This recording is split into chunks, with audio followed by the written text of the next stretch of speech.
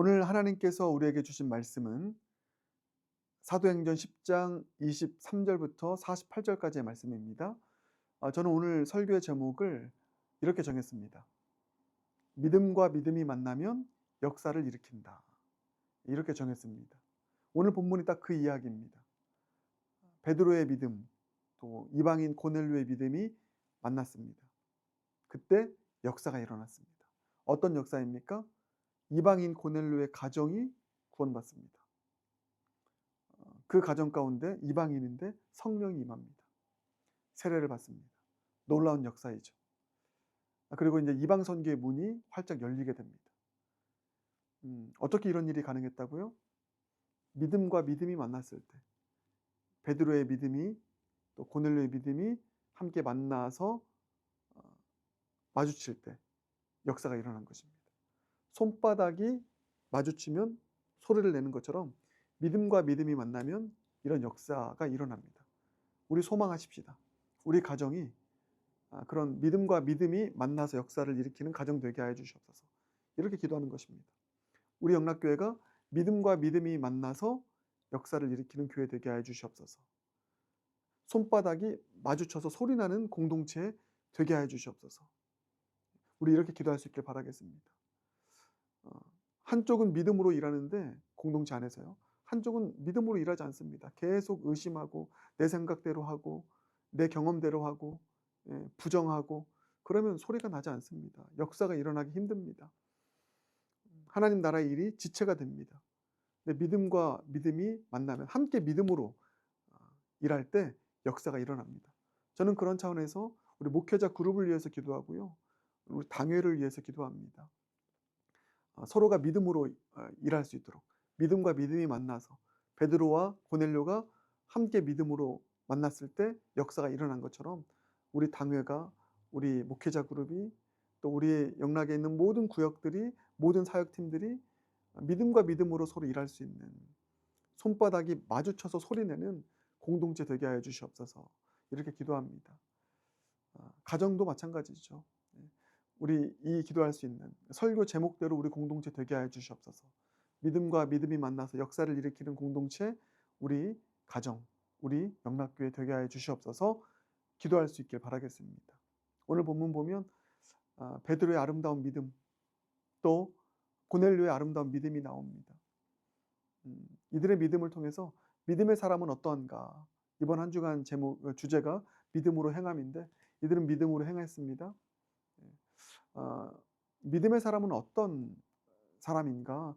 네 가지 차원에서 함께 보도록 하겠습니다. 먼저 25절입니다. 고넬료의 믿음입니다. 고넬료의 믿음이 어떻게 표현되었나? 25절. 마침 베드로가 들어올 때에 고넬료가 맞아 발 앞에 엎드려 절하니. 고넬료의 믿음, 어떤 믿음입니까? 믿음의 사람 고넬료가 지금 어떤 모습을 보이고 있습니까? 믿음으로 어떤 행동을 합니까?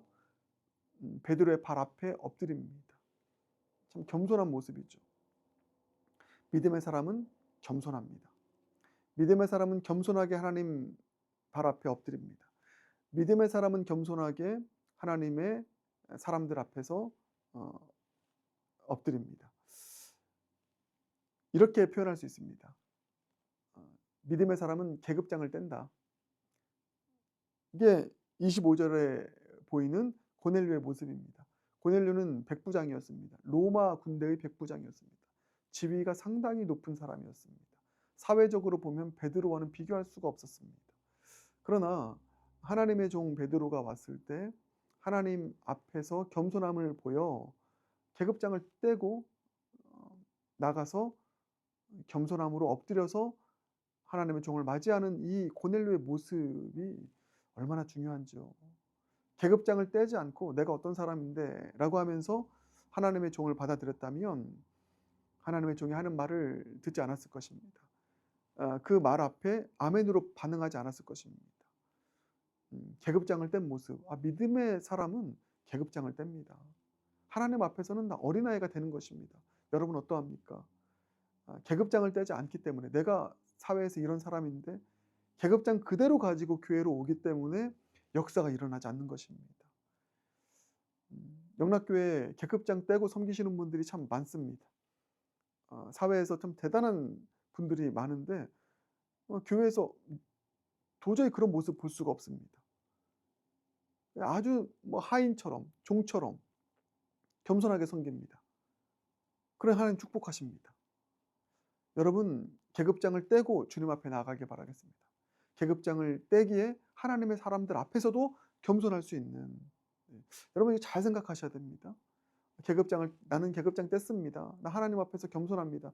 그런데 하나님의 사람들 앞에서 겸손하지 않는다면 그것은 실상은 하나님 앞에서도 겸손한 것이 아닙니다.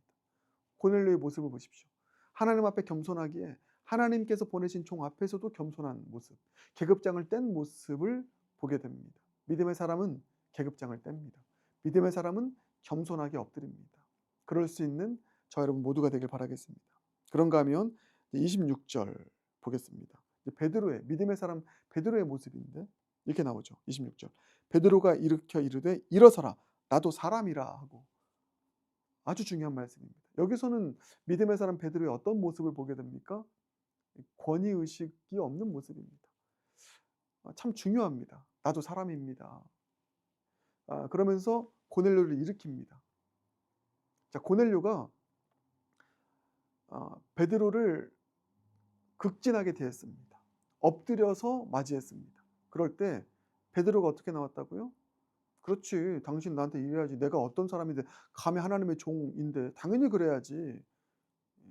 권위의식으로 대하지 않았습니다. 권위를 가지고 나아갔지만 권위의식을 가지고 당신 나한테 당연히 그렇게 해야지. 이러지 않았다는 것입니다. 나도 사람입니다. 일어나세요. 권위의식 없는 모습 아니겠습니까?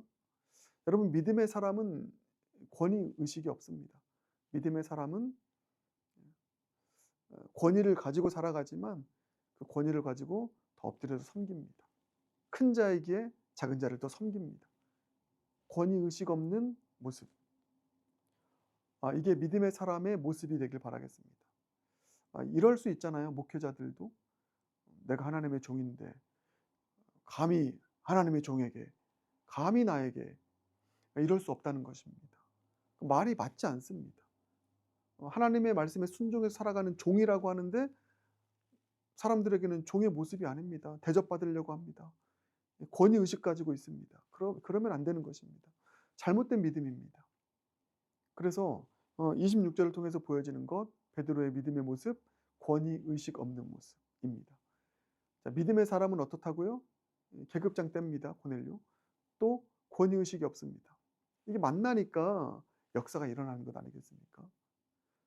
자, 그런가 하면 두 가지만 더 보겠습니다. 오늘 네 가지를 봅니다. 믿음의 사람은 이런 모습이다. 첫 번째, 계급장 뗀다. 두 번째, 권위의식 없다. 세 번째, 믿음의 사람은 하나님의 뜻에 내 생각을 교정한다는 것입니다.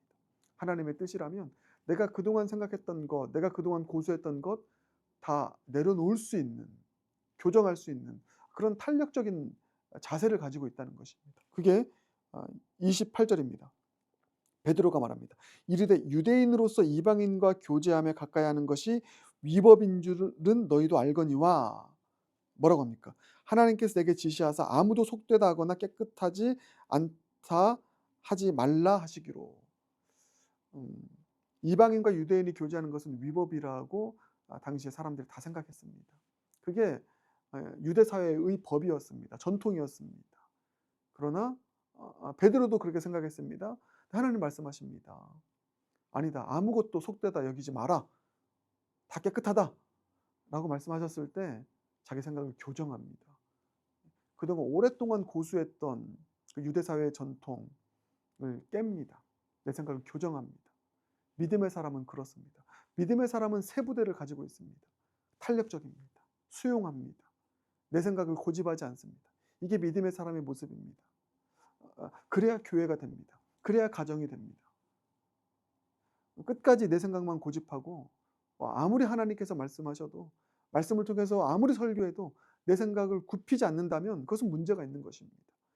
확실하게 하나님의 뜻이라면 우리의 전통까지도 내려놓을 수 있는 그런 마음이 있어야 교회가 개혁되어지고 그리고 날로 새로워지는 그런 은혜 속에서 자라나게 되는 것이고요. 그래야 역사가 일어나는 것입니다. 그래서 이 세 번째, 믿음의 사람은 하나님의 뜻에 내 생각을 교정한다. 그럴 수 있는 믿음의 사람 되길 바라겠습니다. 마지막 네 번째, 믿음의 사람은 하나님의 눈으로 사람을 본다는 것입니다. 하나님의 눈으로 사람을 본다. 다른 말로 믿음의 눈으로 사람을 본다. 믿음의 눈으로 사람을 본다는 것, 하나님의 눈으로 사람을 본다는 게 뭘까요? 그게 34절입니다. 베드로가 입을 열어 말하되 내가 참으로 하나님은 사람의 외모를 보지 아니하시고, 하나님은 사람의 외모를 보지 않습니다. 마음의 중심을 보십니다. 외모로 판단하지 않습니다. 이게 하나님의 눈인데요. 믿음의 사람은 바로 사람을 외모로 보지 않는다는 것입니다. 하나님께서 그리 하신 것처럼. 그렇죠. 믿음의 사람은 믿음의 눈으로 봅니다. 믿음의 눈으로 본다는 것은 보이는 외적인 것을 보고 판단하는 것이 아닙니다. 그것은 믿음이 아니죠. 보이지 않는 것, 그 가능성을 보고 판단하고요. 마음의 중심을 볼 수 있는 것입니다. 결코 외모로 쉽게 평가하지 않습니다. 보이는 것으로 쉽게 판단 내리지 않는다는 것입니다. 우리는 너무나 쉽게 보이는 것으로 판단합니다. 그 사람의 외모, 그 사람의 인상, 또 그 사람의 보여지는 것들 보고 쉽게 이 사람은 이럴 것이다, 이 교회는 이럴 것이다 판단합니다. 근데 많이 실수합니다. 우리의 눈이 타락했기 때문입니다. 여러분, 믿음의 사람은 하나님의 눈으로 사람을 봅니다. 외모로 사람을 보지 않습니다. 믿음의 눈으로 사람을 봅니다. 이 사실 기억하고 그렇게 믿음으로 살아갈 수 있는, 믿음의 사람으로 살아갈 수 있는, 서로가 이런 믿음으로 살아갈 때 믿음과 믿음이 만나면 손바닥이 마주쳐서 소리가 나게 될 줄 믿습니다. 하나님 역사가 일어나게 될 줄 믿습니다. 그렇게 믿음으로 살아가는 믿음의 사람 모두가 되길 주님의 이름으로 축복합니다. 기도하겠습니다. 사랑해 주님, 믿음과 믿음이 만나서 소리가 나는 그런 공동체, 우리 가정, 우리 영락교회 되게 하여 주시옵소서. 믿음의 사람은 계급장을 떼고, 믿음의 사람은 권위의식이 없고, 믿음의 사람은 하나님의 뜻에 내 생각을 교정하고, 또 믿음의 사람은 하나님의 눈으로, 믿음의 눈으로 사람을 본다. 이 네 가지 오늘 마음 가운데 품고 기억하며 이런 믿음으로 살아갈 수 있는 모두가 되게 하여 주시옵소서. 예수님 존귀하신 이름으로 기도드립니다.